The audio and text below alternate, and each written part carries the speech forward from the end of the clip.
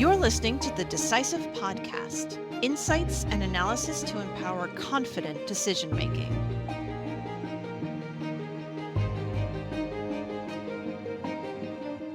Welcome to another episode of the Decisive Podcast. I'm your host, Kristen Hallam, lead content strategist for global intelligence and analytics at S&P Global Market Intelligence. I'm joined by Anna Rybicka, Senior Economist, and Agnieszka Maciejewska, Economic Associate Director, Trade Forecasting. And we are going to talk about two of the great pleasures of life, tea and coffee. In particular, the trade that makes enjoying these beverages possible.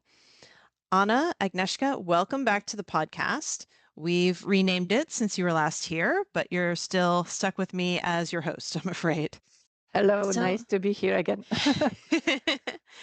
So last time you were on the podcast, we talked about cocoa and sweets, and now we're talking about coffee and tea. What inspired you to look at the trade in these two popular drinks? Yes, so it is because drinking coffee in the morning and tea in the afternoon, or the other way around, is a daily ritual for many of us. We cannot imagine our lives without our favorite hot or sometimes cold beverage. But do we ever wonder how our daily preferences influence the global trade in these commodities? Are coffee and tea allies or rivals?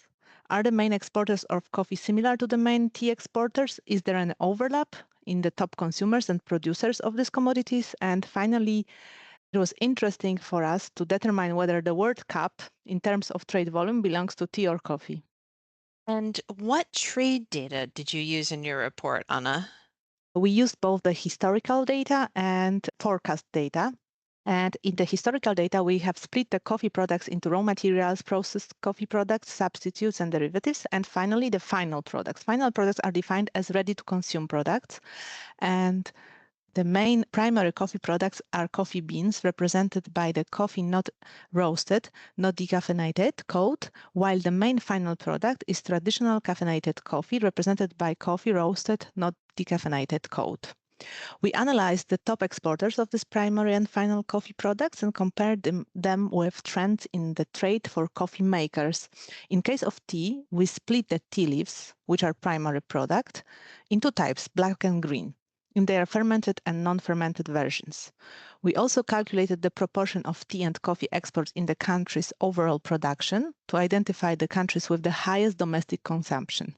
Finally, we checked the forecast for coffee, tea, and chocolate to determine if the future trends differ. Now, you gave your report on tea and coffee a great title, which was Who Wins the World Cup? So let's not keep our listeners in suspense. Who wins? Yes, so according to history and forecast, the winner of the World Cup is coffee, but this is in terms of tonnage. So, for example, according to the forecast, in 2040, coffee global trade in tons is envisaged to be 5 times larger than the tea trade. However, if we change the units from metric tons to cups, the competition gets tighter and the dominance of coffee is not that evident and it is not observed in all periods. So if we consider the fact that 1 kilogram of roasted coffee beans can produce 111 cups of coffee, while 1 kilogram of tea leaves can produce up to 400 teacups, the picture is changed, making the dominance of coffee much smaller. So we can see that the world exported similar amounts of coffee and teacups in 2008 and 2013. However, coffee started to dominate in 2014. In 2023, the world traded the equivalent of almost 758 million cups of tea and 986 million cups of coffee. So this is in the competition between coffee and tea. However, within the coffee itself, coffee beans are the winner because they account for almost 72% of global trade. And in tea world, it is black tea that dominates the trade, and it has prevalence over green tea, 76% versus 23%. Those are some big percentages there. 72% for coffee beans, 76% for black tea. And what about the volume of decaffeinated coffee products? Decaffeinated coffee products, despite being more and more popular, still constitute a very small proportion of overall global trade. That was a surprise to me too. It represented only 3% of global trade in tons in 2023. Wow, 3%. That's pretty tiny. I'm actually trying to drink more decaf, although I'm saying that while I have a cup of fully loaded caffeinated coffee next to me. Yeah, me too. So, who are the major players in the coffee trade globally? Brazil is the global leader in the export of coffee not roasted, not decaffeinated, and it accounted for almost 1/3 of the global volume in metric tons in 2023. The top 10 countries as a whole constituted 80% of the global export. Latin American countries like Colombia, Honduras, Peru, and Guatemala are also significant players in the coffee trade. They are all in top 10. Asia accounted for 25% of exports, with Vietnam only representing 18%. Additionally, there are two African countries in the top 10. This is Uganda and Ethiopia, collectively responsible for 7% of the global export. So we can see some concentration here. Yes, yes. And there are some, familiar names on that list. Colombia, certainly in the United States, where I'm sitting, is a well-known source of coffee, but Vietnam is a bit surprising. I didn't realize they were quite so big in coffee exports. So who would the biggest importers be? Yeah, it is easy to guess that the main importers of coffee are different countries than exporters. The United States leads with an 18% share, followed by Italy, Germany, and Belgium. European countries in the top 10 account for 42 of global coffee raw materials import volume. In North America, the US and Canada constitute 20% of the global import, and Japan alone represent quite a significant demand for coffee beans, accounting for 5%. Mainland China and South Korea ranked 11th and 12th respectively, while Russia only placed 27th. And the top 10 importers accounted for 67% of the global import in 2023. Oh, that is the lion's share, to be sure. I'm contributing Yes, to that 18% share that the United States has right now, definitely. as I mentioned. So who is the world leader in exports of roasted coffee? Yes, roasted coffee, the final product. Italy, who is often considered as the world's coffee capital, is the global leader in coffee export in 2023, but it is closely followed by Germany. The top exporters of roasted coffee, including Italy, Germany, Switzerland, the Netherlands, and Belgium, are also the main importers of green coffee beans, so in raw materials. This indicates that these countries are the largest coffee roasters as well, with their own recipes, with their own ingredients and blends. Yeah, that doesn't surprise me too much. I think the best cup of coffee I ever had was in Italy. Which nations would be the world's biggest consumers of coffee then, per capita? The top consumers of coffee per capita are European countries, especially the Netherlands, but also as a group, the Nordic countries, including Finland, Sweden, and Norway. At the same time, country level consumption remains high for some of the top coffee beans cultivators, such as Brazil, which consumed approximately 28% of its 2022 production. Similarly, Indonesia and Ethiopia consumed almost half of their 2022 production domestically. That's a little bit different from the situation that we had in chocolate and cocoa, where the top cultivators have not consumed their cocoa almost at all. That's right. I do remember that from our previous discussion on cocoa.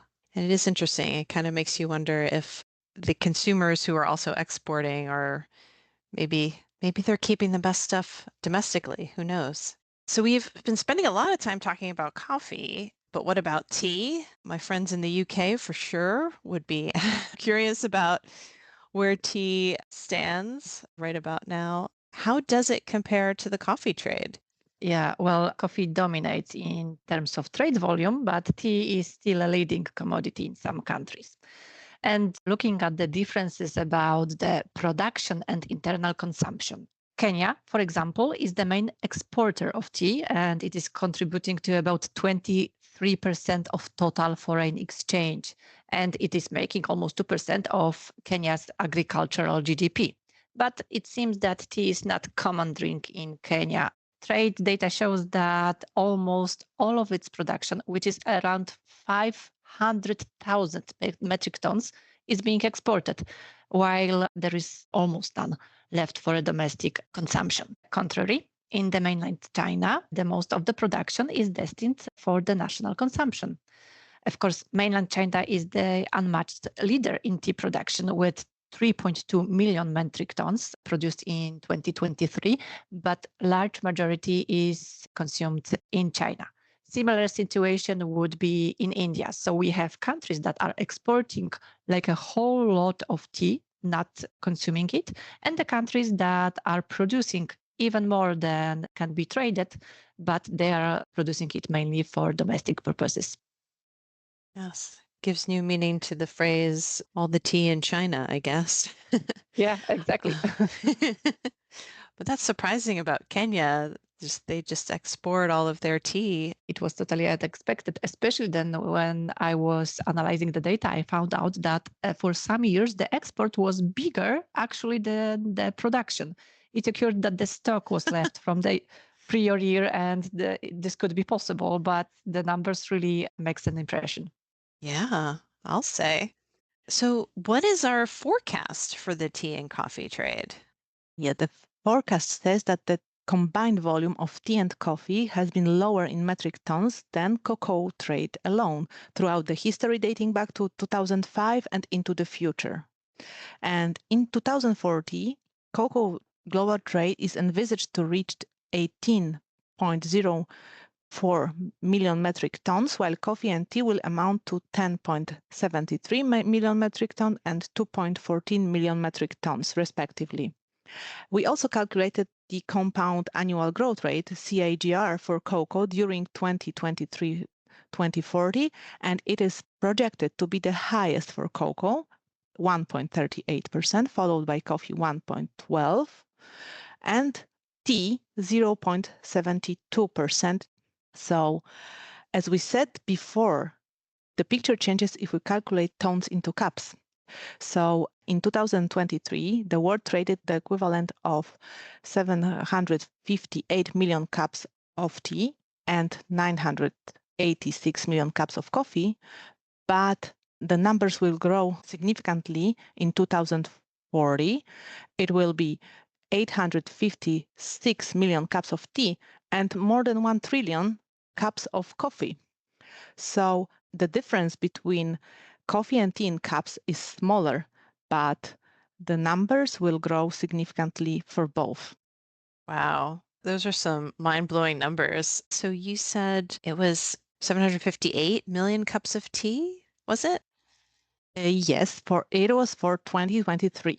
Yes, 758 million cups of tea and 986 million cups of coffee. Yes. And then for that is 2040? 2040, for tea, it will be 856 million cups of tea and more than 1 trillion cups of coffee. Wow, that's fascinating. So it is a tighter World Cup competition than one might think at first, to go back to the World Cup analogy from earlier. And again, you've shown how trade data can be used to tell some really interesting stories and even reveal cultural preferences. But how could businesses use this data? Well, the trade data are important for multiple businesses. Traders know the sources for commodities like tea or coffee, but having the forecast for exports is also a great asset. Also, as an exporter, it's extremely important to know your competitors, how they are growing in strength or how their market share is declining. On the other hand, historical and forecast trade data give you a clear picture on the demand side. So there is an information which countries are importing larger or smaller volumes in recent months and what is the outlook for the future. All right. Well, I could keep talking about this with you both, but my coffee's getting cold. Any final thoughts for our listeners, Anna and Agnieszka? Yes, so I believe we need to talk a little bit about coffee and tea prices. Global coffee prices have increased by about 50% in 2024, and that was described as meteoric surge. So this surge was primarily attributed to poor weather conditions in Vietnam, the main producer of Robusta coffee variety, additionally resulting in crops being hoarded by Vietnamese farmers on the expectation of higher prices. The same with tea prices. They also surged in 2024, rising by approximately 77% between March and May 2024. And again, the main producers located in Eastern Africa, India, and Southeast Asia, including Vietnam, were affected by those adverse weather conditions. Chocolate prices, which we discussed during our previous podcast, were also adversely influenced by dry weather on the Ivory Coast. Needless to say, all these three commodities are prone to weather-related disruptions, and all three were severely affected in 2024, which was also reflected in prices. Yeah, exactly. I agree with Anna about the weather conditions and climate in general. It's extremely important. Let's not forget that for tea, we have one dominating tea exporter in the world. So if the climate would affect Kenyan tea production, the whole market would be disturbed. So let's keep that in mind, that the concentration is leading to a spike in prices and threaten for our morning cup of tea or coffee.